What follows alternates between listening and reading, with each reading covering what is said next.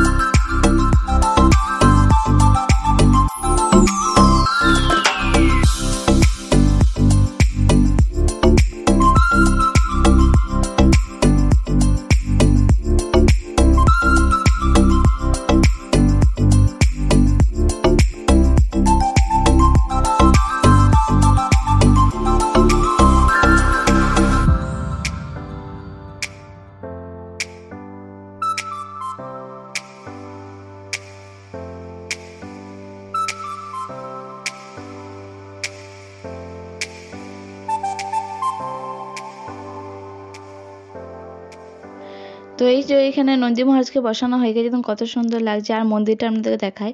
তো এই দেখুন মন্দিরটা পুরো রঙের কাজ একদম পুরো কমপ্লিট হয়ে গেছে, আর বাকি বাকি কিছু কাজ আছে, সেগুলো এখনও করা হবে। এই যে সবাই এখানে নন্দী মহারাজকে দর্শন করছেন। তো চলুন আপনাদেরকে হর হর মহাদেবকে দর্শন করাই, আমি নিজেও দর্শন করি। আর হর হর মহাদেবকে এখানে রাখা হয়েছে।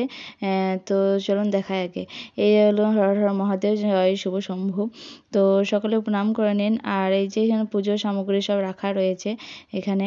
আর এই দেখুন নন্দী মহারাজকে দেখুন কত সুন্দর লাগছে দেখতে, তাই না? তো আমাদের চৈত্র মাসে 12 তারিখে হবে মন্দিরটা উদ্বোধন করা হবে, আর হর হর মহাদেবকে প্রতিষ্ঠান করা হবে। আর এই দেখুন পুরো লুকটা দেখুন কত সুন্দর লাগছে।